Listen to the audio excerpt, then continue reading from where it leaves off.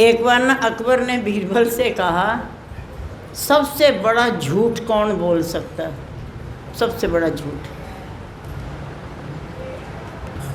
गोपाल जी आए हमारे, कहते जी मैं बोलूँगा। बोले क्या बोलेगा भाई? कहते मैंने अमरूद के पेड़ पे अंगूर लटके देखे। झूठ बोलना था ना। अकबर को संतुष्टि नहीं हुई, कहते नहीं कोई इससे भी बढ़िया सा झूठ बोलो। अशोक जी आए टांडा से चल के, कहते मैं बताता हूँ ना, मैंने छत के ऊपर हाथी को सैर करते देखा। कहते नहीं ये मिलावटी बात है। कोई सचमुच का झूठ बोलो और ऐसा झूठ बोलो जो सच में लगे हाँ ये झूठ है। तो बहुत सोचते रहे। हमारे पीछे मास्टर जी बैठे हैं, कहते मैं बताता हूँ, मैंने जो है केले के पेड़ पे पपीते लटके देख लिए। तसल्ली नहीं मिली। इतने में बीरबल आए दौड़ते हुए, कहते क्या बात है, काहे की महफिल लग रखी, क्या हुआ? कहते ये बादशाह सलामत ने कोई झूठ बोलने को कहा। कहते मैं अभी अभी जस्ट एक झूठ देख के चला आ रहा हूँ कि मैंने 10 औरतों को चुप देखा।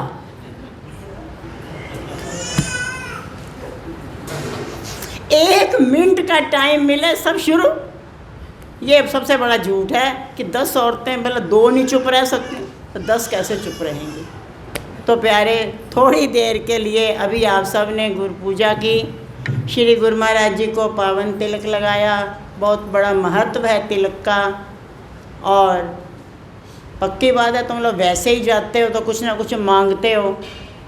तो आज का दिन तो खास दुकान खुली है। क्या मांगना, क्या मांगोगे? हैं? कोई मांगेगा दुकान दी बोनी चंगी होवे, तो कोई मांगेगा साडा बिजनेस वधिया होवे, तो कोई कुछ मांगेगा, कोई कुछ मांगेगा, कोई कुछ मांगेगा।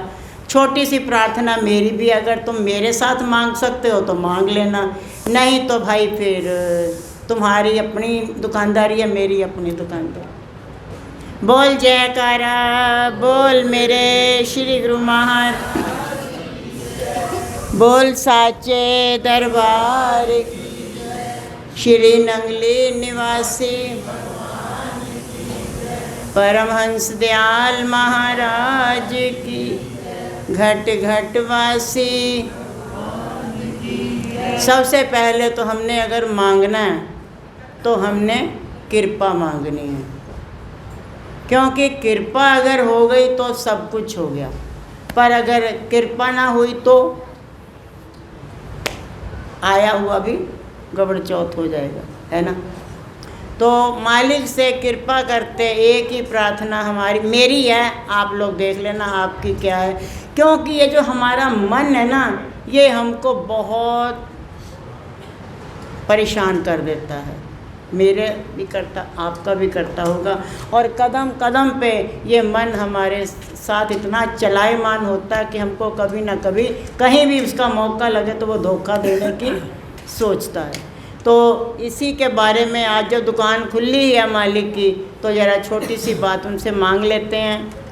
बोल साचे दरबार की, ऐसी कर कृपा गुरुदेव, मेरा मन कदे भी डोले ना।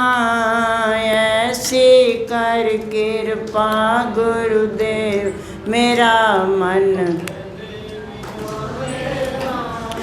ऐसी कर कृपा गुरुदेव, मेरा मन कदे भी डोले ना। ऐसी कर कृपा गुरुदेव, मेरा मन, ऐसा रस रसना विच भर दे के कौड़ा शब्द भी बोले ना। ऐसा रस रसना विच,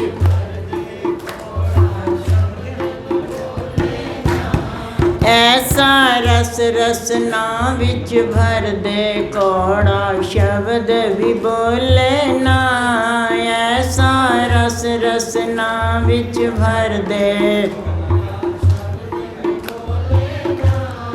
तेरी भगति सदा कमावा, विषयां दे वल मूल न जावा। तेरी भगति सदा कमा, विषयां दे वल, तेरी भगति सदा कमावा, विषयां दे वल मूल न जावा। तेरी भगति सदा विषयां, सुच्चे हीरे मोती छड़ के मनवा खाक फरोले ना। सुच्चे हीरे मोती छड़ के मनवा खाक फरो, ऐसी कर कृपा गुरुदेव मेरा मन कदे भी डोले ना। ऐसी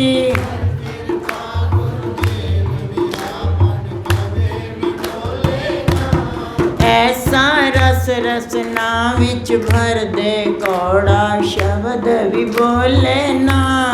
ऐसा रस रसना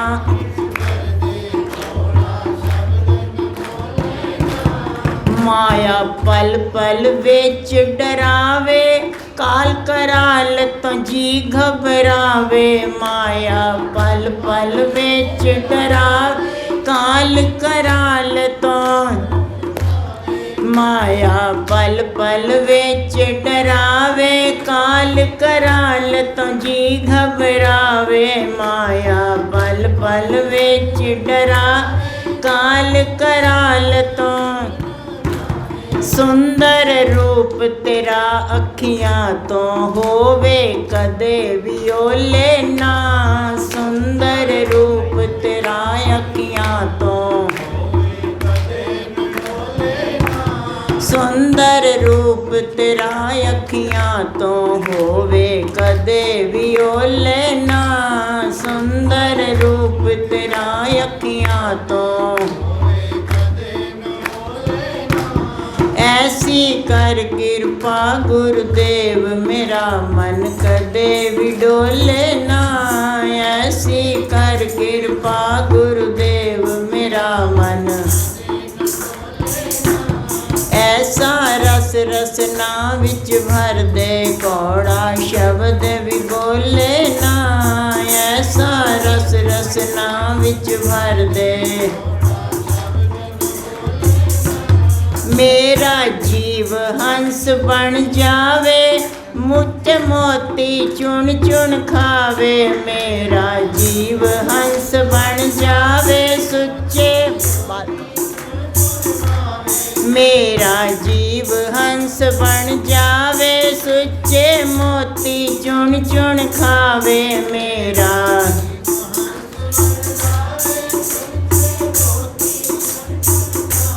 विषय विकारां वाली गंदगी, कावां वांग फरोले ना। विषय विकारां वाली गंदगी, कावां, विषय विकारां वाली गंदगी, कावां वांग फरोले ना। विषय विकारां,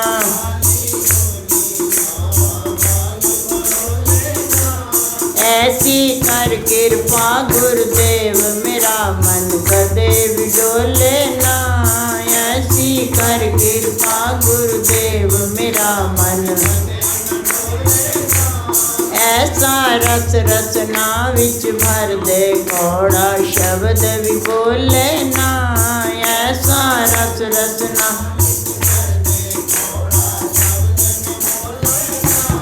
ऐसा रस रसना विच भर दे, कौड़ा शब्द भी बोले ना। ऐसा रस रसना, सतगुर अपनी शरणी लाओ, पापी जान के ना ठुकराओ। सतगुर अपनी शरणी लाओ, पापी जान के, मालिक अपनी शरणी लाओ, पापी जान के ना ठुकराओ। मालिक अपनी शरणी लाओ, पापी जान के ना ठुकराओ। भक्ति प्रेम तेरे दा सौदा, ए घट कदे भी तोले ना। भक्ति प्रेम तेरे दा सौदा, ए घट कदे भी। ऐसी कर कृपा गुरुदेव, मेरा मन कदे भी डोले ना। ऐसी कर कृपा गुरुदेव, ऐसा रस रसना विच भर दे, कौड़ा शब्द भी बोले ना। ऐसा रस रसना विच भर दे, ऐसा रस रसना विच भर दे, कौड़ा शब्द भी बोले ना। ऐसा रस रसना विच भर दे। दासन दास दे सतगुर साईं, डोलण कोलों सदा बचाई। दासन दास दे सतगुर साईं, डोलण कोलों। दासन दास दे सतगुर साईं, डोलण कोलों सदा बचाई। दासन दास दे सतगुर साईं, मेरी नाव करो अब पार, के विच मझधारे डोले ना। मेरी नाव करो मझ पार, के विच मझधारे। ऐसी कर कृपा गुरुदेव, मेरा मन कदे भी डोले ना। ऐसी कर कृपा गुरुदेव, मेरा मन। ऐसा रस रसना विच भर दे, कौड़ा शब्द भी बोले ना। ऐसा रस रसना विच भर दे, ऐसा रस रसना विच भर दे, कौड़ा शब्द भी बोले ना। ऐसा रस रसना विच भर दे। ऐसी कर कृपा गुरुदेव, मेरा मन कदे भी डोले ना। ऐसी कर कृपा गुरुदेव, मेरा मन।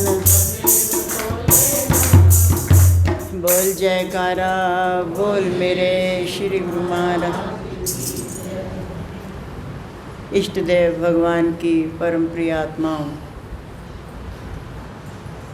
आज गुरु पूजा का पावन दिन हम सब ने मनाया। ये कहाँ से चला, इसका तो पता होना चाहिए ना। ये आपको पता है कहाँ से चला ये? अरे इसको हटाइए, क्या बीच में लगा रखा फालतू का, कोई भी नहीं है यहाँ। तो क्या है ये, कहाँ से चला? इसका एक नाम गुरु पूजा भी है, गुरु पुण्या भी है और व्यास पूजा। मेन नाम है इसका व्यास पूजा। इसका मतलब जाहिर सी बात है, इसका कुछ रिश्ता व्यास जी से जुड़ा हुआ होगा। जब इसका नाम व्यास पूजा है तो इसका नाम पक्की बात है व्यास जी से जुड़ा हुआ तो होगा। कहते हैं मुनि सुखदेव जी हुए हैं हमारे, और वो 10-11 वर्ष तक गर्भ में ही रहे। वो कहते जी मैं बाहर ही नहीं आऊँगा, क्योंकि मैं जैसे बाहर निकला तो प्रभु की माया व्याप जाएगी। इसीलिए पहले ही प्रार्थना की कि प्रभु इस माया से बचा के रखना, ये माया तेरी बड़ी खतरनाक है। अब सोचो ये थोड़ा सा समय होता है तो माताओं की हालत ख़राब हो जाती है, तो ये तो लंबा चौड़ा पीरियड था। एकदम से सब तरफ त्राही त्राही मची।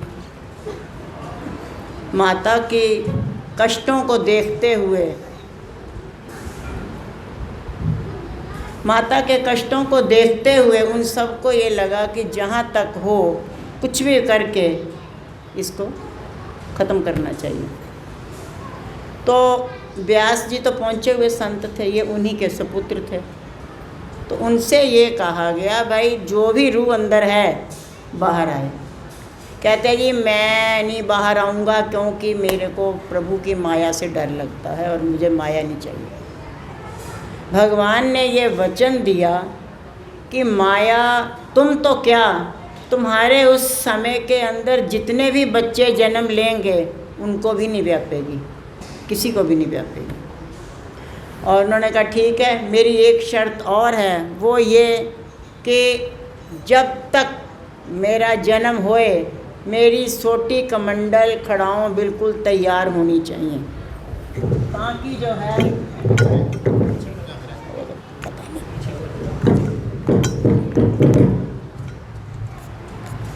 मेरा सोटी कमंडल बिल्कुल तैयार रखा जाए, ताकि बस मैंने जन्म लेते ही सीधा वनों को चले जाना, मुझे संसार में रहना ही नहीं है, क्योंकि संसार में मैं रहा तो झंझट पड़ेगा। तो मुझे माया की से बचने का एक ही है कि मेरा सारा सामान तैयार रखा जाए और मैं निकल जाऊँ।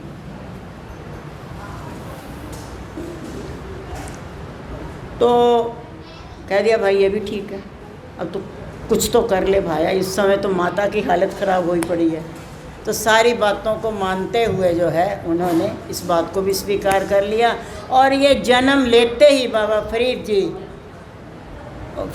सुखदेव जी जन्म लेते ही जो सुखदेव जी जंगलों की तरफ को निकल गए। 10-11 वर्ष और बीत गए, बड़ी तपस्या की, सब कुछ किया, लेकिन जो चीज़ चाहिए थी वो नहीं मिली, क्योंकि गाइड नहीं था कोई, गुरु नहीं था कोई, तो कैसे बात बनती, कुछ नहीं बना।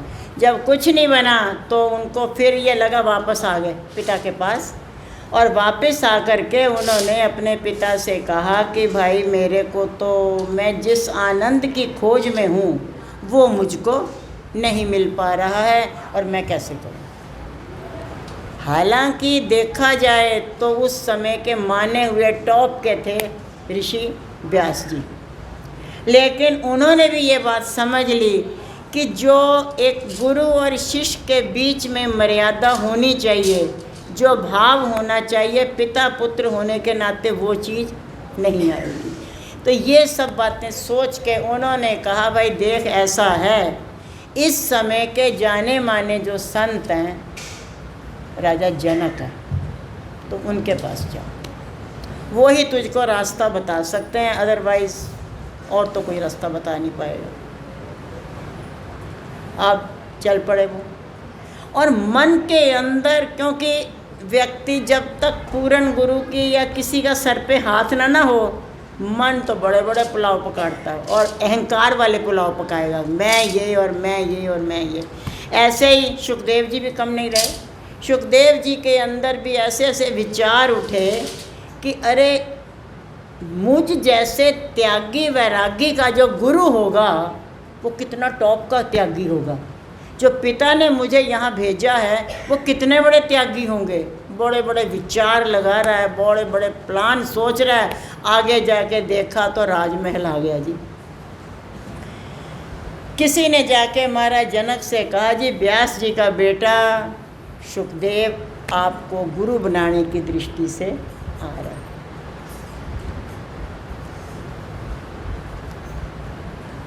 अच्छा भाई, अब थे तो वो भी वैसे ही संसार में थे, राजा थे, उसके बावजूद भी बिल्कुल निर्लेप थे, किसी में उनका कोई भी अटैचमेंट कहीं पर भी नहीं था। और उसी नाते जैसे ही जो है खबर मिली तो उन्होंने कहा महाराज जी की ड्योढ़ी से लेके महल तक के 7 द्वार थे, कहते हर द्वार पे उसको एक रात रोक लेना, सीधा मत ले आना उसको यहाँ, हर द्वार पे एक रात रोकना है। और तीसरे दरवाजे पे जब पहुँचोगे तो इसका ये सोटी कमंडल खड़ाऊँ पड़ाऊँ जो है सब धर लेना, कहना आगे इनके बिना जाना, आगे ये ले जाना निषेध है, आगे ये सब कुछ नहीं जाएगा। अब ऑर्डर इज़ ऑर्डर।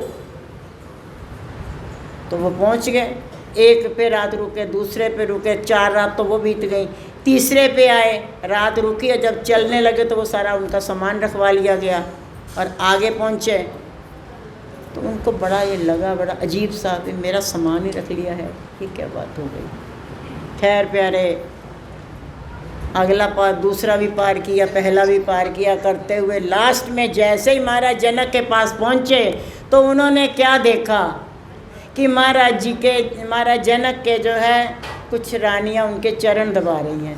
कहते हैं हाय हाय, इतना विलासी, ये मेरा गुरु बनेगा। रानियों से पैर दबवा रहे हैं, और ये कैसे गुरु हैं, ये कैसे गुरु हो सकते हैं।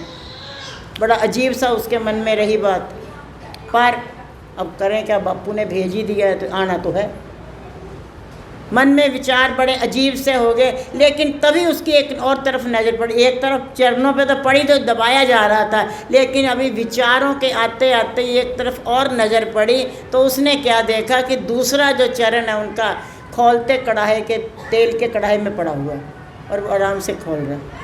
भगवान, ना तो उनको दबाने वालों से सुख मिल रहा है, ना वो तेल खोलते में डालने वालों से दुख मिल रहा, वो बिल्कुल अजीब बैठे हुए।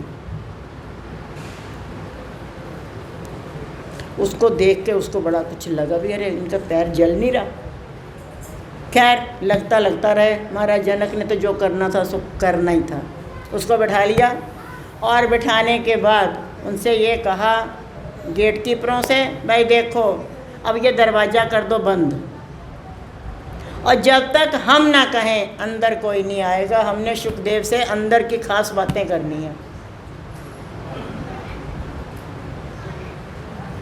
ठीक है भाई, हो गया दरवाज़ा बंद। तभी थोड़ी देर के बाद एक दरबारी दौड़ता हुआ आया, बोले महाराज मिथिलापुरी में आग लग गई। महाराज जनक ने कहा भाई तेरे से पहले भी कहा यहाँ कोई नहीं आएगा, हमें डिस्टर्ब ना करो, आग लगी है बुझा लो, काहे की परेशानी है, जाओ भागो यहाँ से। चले गए। फिर थोड़ी देर के बाद दूसरा दरबारी आया, बोले जी मेन गेट तक सिंह द्वार तक आग पहुँच गई है। अब सुखदेव के दिमाग में कुछ कुछ तो होने लगा, सिंह द्वार तक पहुंच गया, बीच में मेरा भी सामान रखा हुआ है, कहीं गड़बड़ ना हो जाए। फिर थोड़ी देर के बाद एक और आया, महाराज तीसरे गेट पे आग पहुंच गई है। तो सुखदेव जी उठ के भागने लगे। और कहाँ जा रहा है? बोले महाराज वो मेरा तीसरे गेट पे मेरा सोटी का मंडल पड़ा। बोले बैठ सीधा, दिमाग खराब है तेरा, मेरी पूरी मिथिला जल गई और मैं चुपचाप बैठा हूँ, चला सोटी का मंडल संभालने, बैठ जा। ये कैसा तेरा त्याग है? इसको त्याग कहते हैं? दिल से तूने अपने आप को सोटी के मंडल में फंसा रखा है, ये कैसा तेरा त्याग है? समझाया और फिर उनको ज्ञान का उपदेश दिया। और ज्ञान का उपदेश देने के बाद उन्होंने काफ़ी समय तक वहीं पर ही सेवा की उनकी। अब उनकी परीक्षा शुरू हुई, क्योंकि अब उनको घर भेजना, और वो घर क्या भेजना था, फिर उन्होंने आगे भी प्रचार करना। सुखदेव जी की भागवत की कथा सबसे प्रसिद्ध है, सबसे पहले उन्होंने ही सुनाई है, जो तुम्हारे इधर जाते हो शुक्रताल में भी और भी कई जगह। तो अब परीक्षा कह दी गई कि तुम्हारी न सवेरे परीक्षा होगी, ये नहीं बताया क्या होगा। उधर महाराज जनक ने सबसे कह दिया मिथिलापुरी को पूरा एक दुल्हन की तरह सजा दो, इतना सजा दो कि बस सजा ही दो, उतना जितना ज़्यादा से ज़्यादा सजा सकते हो सजा दो। सजा दिया गया। और इधर इनके हाथ में एक कटोरा पकड़ा दिया गया दूध का, बिल्कुल ऐसे लबालब भरा हुआ। ऐसे कहते जी आपको सवेरे चलना इसे लेके, और शाम तक पूरी मिथिला में ये कटोरा घुमा के लाना। ये तुम्हारे पीछे 2 सिपाही जा रहे हैं, अगर एक भी बूंद गिरी तो तुम्हारा सर कलम कर दिया जाएगा। दूध गिरना नहीं चाहिए, और ये कटोरा तुमने पूरे उसमें घुमा के लाना, शाम को आ जाना यहाँ पे। अच्छा भाई, ये भी पता नहीं ये कौन सी भक्ति का नया रूप है। चल पड़े और पूरा टाइम वो लेके अपना कटोरा, ध्यान कटोरे में, और पूरा घूमते घामते शाम को आए। जैसे ही शाम को महाराज जनक को प्रणाम किया तो महाराज जनक ने छूटते ही पूछा, सुखदेव मिथिला सजी हुई थी, कैसी लगी? कहते सजी हुई थी, मेरा तो दिमाग इस कटोरे में लगा पड़ा था, पीछे जमदूत खड़े थे, मिथिला किसने देखी?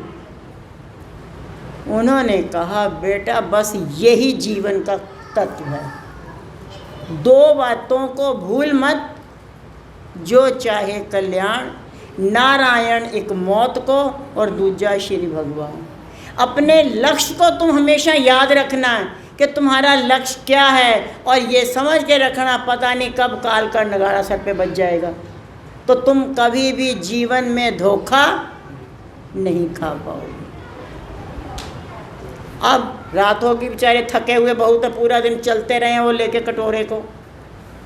अब महाराज जनक ने कहा कि एक कमरा है, उस कमरे में बढ़िया मखमल गद्दे बिछाइए और फर्स्ट क्लास स्प्रे वगैरह करके इतर बितर लगाइए, गुलाब गुलाब से सेज सजाइए, खूब बढ़िया सा बेड को सजा दीजिए।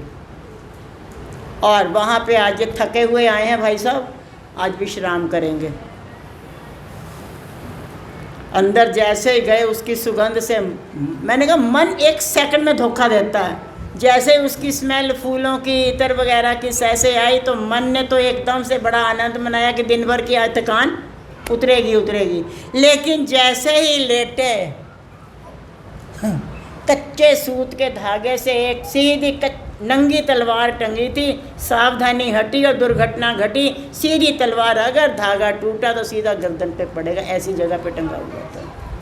अब सारी रात उसी को देखते रह गए भाई, अब गिरी अब गिरी अब गिरी कि अब गिरी, राम राम करते रहे, भजन सिमरन करते रहे और उसी को देखते रहे। सवेरा हुआ, महाराज जनक ने पूछा कि भाई रात तो तेरे को नींद आ गई हुई, कल दिन भर थका भी बहुत था। कहते रात को उससे ज़्यादा थक गया, जो आपने खेल किया था ना, उस खेल के कारण मैं रात दिन भर इतना नहीं थका जितना मैं रात को थक गया। बोले क्या क्या हो गया? कहते बिस्तर बहुत बढ़िया, मखमल का गद्दा था, सब कुछ था, पर जो सर पे मेरे तलवार टांग रखी थी उसने तो बिल्कुल नहीं मुझे आराम करने दिया। कहते ये दूसरी ज्ञान है कि संसार के सुखों में फंस के या संसार का तुम्हें जरा सा ठंडा झोंका अगर आ जाए तो उनको भूल ना जाना, ना उस मालिक को, ना वो जो पीछे खड़े हैं पता नहीं कब कर देंगे। ये उस चीज़ का प्रमाण है। और फिर अब तो बिल्कुल निष्कंटक है, अब तो जा। इसी तरह से प्यारे उनकी ये साधना पूरी हुई और अब वो वापस घर पे आते हैं। और जिस दिन घर पे आए हैं उस दिन वेद व्यास जी का जन्मदिन था और इन्होंने उनको प्रणाम किया, पहली बार बाप को प्रणाम किया, क्योंकि कहते पिताजी आज आपकी वजह से मेरे को गुरु बड़े टॉप के मिले। उन्होंने पूछा भाई तेरा गुरु कैसा है? चांद जैसा? व्यास जी ने पूछा। कहते नहीं, चांद में दाग है, मेरे गुरु में कोई दाग नहीं है। फिर व्यास जी ने पूछा अच्छा शुकदेव सूरज जैसा? कहते नहीं, सूरज में गर्मी है, उनमें गर्मी नहीं है, बड़ा प्यार भरा हुआ है, उनमें वो भी नहीं है। व्यास जी ने भी अपने ढंग से उनकी परीक्षा ले ली। फिर उसी दिन उन्होंने जो है पहला तिलक अपने पिता को भी लगाया और तब से लेके आज तक ये व्यास पूजा के नाम से त्यौहार चलने लग गया, जिसको आदि जुगात से जो है सारा संसार मनाता चला आ रहा है। बस इसमें केवल ज़रूरत है तो प्यारे भाव की है, प्यार की है। और अगर हम प्यार से चलेंगे, हर काम आप भाव से करिए। लखनऊ में शायद मैंने पहले भी बताया होगा, एक है वो ऐसे रिश्ते में दूर की भाभी लगती, तो मैंने नाम उसने मेरे से ले लिया। तो मैंने कहा और ध्यान पे बैठते हो? कहती किसका ध्यान? कौन सा ध्यान? मैंने ये भी बात है कौन सा ध्यान, ये तो मैंने बताया ही नहीं था कौन सा ध्यान। फिर मैंने कहा अच्छा ये ध्यान की क्वालिटियाँ तो बता दे कौन कौन सी, फिर मैं उसमें से बताऊँगी कौन सा ध्यान करना है। कहती सवेरे उठना स्यापा करना। मैंने वाहिगुरु वाहिगुरु वाहिगुरु वाहिगुरु स्यापा किदा करना?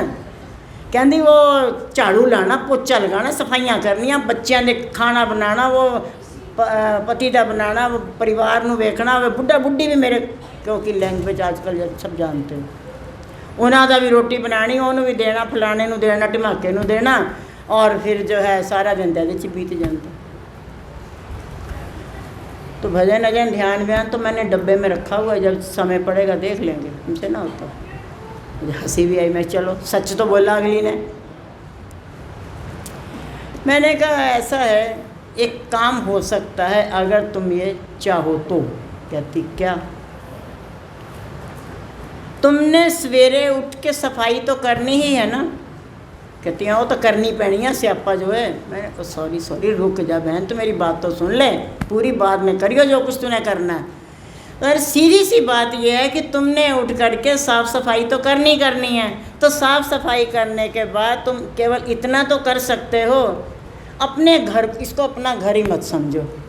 अगर अभी मैं तेरे से ये कह दूं कि तेरे बेटे की सरकारी बढ़िया जॉब लग जाएगी और तुम फलाने मंदिर में जाके सवेरे सवेरे सफाइयाँ कर आया कर, और मैं ईमानदारी से बता रही हूँ, मैंने एक बार कहूँगी तुम 2 बार करोगे, क्योंकि स्वार्थ है। ऐसे ही तुम अपने घर को ही क्यों नहीं, भगवान बैठे हैं, घर बन गया, घर में भी तो मंदिर है ना, घर को तुम एक मंदिर समझ के सफाई करो, सब कुछ तो करना ही है, तो क्लेश में क्यों करना, भाव से करो। ये सोचो कि भगवान ये तेरा है भी एक जो तूने घरौंदा दिया है, ये भी एक तेरा ही घर है, अब तेरे मंदिर की सफाई कर रही हूँ। मैंने कहा हो जाएगी। अब रसोई में जा कर के तुमने खाना बनाना, हाय कलेश फलाना ढिमाका ये और वो क्या क्या सोचती है, इससे अच्छा तुम यही एक सीधी सी बात क्यों नहीं सोच लेती कि भगवान को तो भोग लगाओगे, और तुम ये करो, भगवान जी आपका भोग बनाने जा रही हूँ, बढ़िया सा बनवा लेना, फिर आपके बच्चे भी खा लेंगे। अब पति अपना बच्चे क्यों समझते, तो सीधे उन्हीं के भगवान के बच्चे कहते ना कि भगवान जी ये आपके बच्चों ने भी खाना, अच्छा सा भोग बनवा लेना। ऐसे कपड़ों की बात आ जाती है, तो कपड़ों को भी तो भगवान के वस्त्र समझ के धोती चली जा। तो जी प्यारे, उसके बाद 2 साल तक तो मेरा उससे मिलन हुआ नहीं। 2 साल के बाद मैं उससे मिली। मैंने कहा हाँ भाई कुसुम क्या हाल है? कहती दीदी वो का बता के गई रहो, और यूपी की भाषा बोलेंगे, का बता के गई रहो। मैंने को काई होई गो? कहती काई का होई गो, अब तो मेरे 9 घंटे ध्यान के बड़े आराम से निकल जाते हैं, क्योंकि मैं तो वो सवेरे से ही मेरा चिंतन चले का शुरू हो ही जाता है कि हाँ ये भगवान का घर है, भगवान के बस्तर है, भगवान का रसोई है, भगवान की रसोई, बस उसके बाद जैसे बैठते हैं तो भटकना नहीं होती, और भगवान तो सवेरे से मेरे सर पे बैठ गया। और उसके बाद में क्या होता है, जैसे हम बैठे था ध्यान में मन लग जाता है, 9 घंटे मेरे आराम से निकल जाते हैं एक विचार बदलने से। और ये बात उसी कुसुम के लिए नहीं है, आप सबके लिए भी है। काम आप करो, काम को करने को मनाही नहीं है, करना ही है, हम संसार में करना ही है। काम आप भी करते हो, काम हम भी करते हो। आप खाना बनाते हो, हम भोग बनाते हैं। आप कपड़े धोते हो, हम वस्त्र धोते हैं। आप मंदिर में झाड़ू पोछा घर में झाड़ू पोछा करते हो, हम सफाई सेवा करते हैं। कौन सा ऐसा काम है जो आप करते हो हम नहीं करते? हाँ ये हमने मांग लालने की हमने चवानी उजाड़ दिया सीधा सीधा, बस इतना सा फ़र्क है। तो क्या है प्यारे, जीवन को जीने की कला आनी चाहिए, किसी भी ढंग से रहो और हर हाल के अंदर मस्त जीवन बिताओ। और मालिक को तुम हमेशा अपने पास समझोगे तो मालिक बिल्कुल तुम्हारी पास हो करके ही सुनेगा। और अगर तुम ये सोचोगे गुरु महाराज जी तो उनकी सुनते हैं कि उनकी सुनते हैं, नहीं। आज प्रोग्राम में किसी का प्रसाद है, वो बच्ची बैठी है, वो कह रही जी मेरा ना ये बहन का बच्चा बीमार था, डॉक्टरों ने बिल्कुल जवाब दे दिया और ना तो कुछ रिपोर्ट में आ रहा था ना कुछ, और हम सारे परेशान हो रखे थे और हमें समझ में नहीं आ रहा क्या हो रहा है। मैंने कल आई थी तो मैंने पूछा मैं हुआ क्या था जी? कहते जी कुछ लीवर में दिक्कत थी, वो समझ ही नहीं आ रही थी क्या है। बहुत दवाइयाँ हो गई, बहुत सब कुछ हो गया, लेकिन गाड़ी पटरी पे नहीं आई। बस एकाएक गुरु महाराज, वो अशोक भाई से बात हो गई होगी या रीना से, किसी से भी बात हो गई, गुरु महाराज जी का जिक्र चल पड़ा, तो उन्होंने जो बस मन में प्यार जाग गया, ऐसा चमत्कार हुआ और बच्चा गुरु महाराज जी की कृपा से ये खेलता घूमता फिर रहा। तो क्या है, अगर हमारे हृदय के अंदर निष्काम भाव रहेगा तो मालिक हमारी बिल्कुल पास होकर सुनता है। और अगर हम सकामता से, स्वार्थ से भक्ति करेंगे, स्वार्थ से उनके चिंतन करेंगे, फिर वो कहते हैं ठीक है चलो, इतना दे तो बहुत संसार में भी घूमते फिरते हैं। तो प्यारे ज़्यादा नहीं कहेंगे, मेरा विचार आज जाने का है। और अगर हम समय पे निकल जाते हैं तो यह है कि थोड़ा बीच में हमको ब्रेक मिल जाएगा, नहीं तो फिर हमको कल सीधा जाना पड़ेगा। तो विचार है कि हम टाइम से निकल जाएं। आज श्री गुरु महाराज जी की पूजा की, आप सबको बहुत बहुत बधाई हो। श्री गुरु महाराज जी आप सब पे अपना कृपा भरा आशीर्वाद, अपना प्यार और वर्ध हस्त सदा, मैं नहीं कह रही, मैं उनकी तरफ से कह रही हूँ, वर्ध हस्त बना के रखें और अपनी कृपा सदा बना के रखें। प्यारे हम इतनी दूर से सेकंड संडे को आते हैं और आप लोग भी आ जाया करो ना अपने दर्शन देने के लिए हमको। हम आपके दर्शन करने आते हैं, आप अपने दर्शन ही नहीं देते हो। तो फिर कभी कभी मुझे इसके ऊपर गुस्सा आता है, ये यूट्यूब ने बड़ा बड़ा कर दिया, कहते हैं कि हम आपका सत्संग सुन लेते हैं। मैंने ये तो बड़ा घाटे का सौदा हो गया, तुम लोग घर पे ही सत्संग सुन ले तो मिलते ही नहीं हो। मैंने इसे बंद कर देंगे हम उठा के, कहते नहीं नहीं इसे नहीं बंद करना। तो क्या है प्यारे, कोशिश करो, जीवन में उतार चढ़ाव आते रहते हैं, कोई ज़बरदस्ती नहीं, लेकिन जहाँ तक हो, महीने का एक दिन सेकंड संडे है, जहाँ तक हो आते रहो, मिलो, हमारी भी सुनो, अपनी भी कहो, और गुरु महाराज जी के सामने यस सर की हाजिरी भी लगाएंगे, बहुत आनंद भी आएगा। और आज आप सब लोग आए हो, आप लोगों ने गुरु पूजा भी की, कैसा लगा आप सबको? अच्छा लगा ना। तो अगर ऐसे रोज़ रोज़ गुरु महाराज जी ये नहीं कि पूजा वाले दिन ही आशीर्वाद देते हैं, वो दुकान हमेशा खोल के रखते हैं, कभी भी आ जाओ। तो आओ, तो कोशिश ये करो प्यारे कि पहले सेकंड संडे को जहाँ तक हो सके ज़्यादा से ज़्यादा लोगों को, खुद भी आओ और औरों अड़ोसी पड़ोसियों को भी, दूसरों का भी भला कर लो, अड़ोसियों पड़ोसियों को भी साथ लेकर के आओ, ताकि जो है श्री गुरु महाराज जी के श्री चरणों में हम सब की पावन हाजिरी लग सके। इसी के साथ ही वाणी को विराम देंगे। बोलो जयकारा बोल, बोल साचे दरबार नंगले निवासी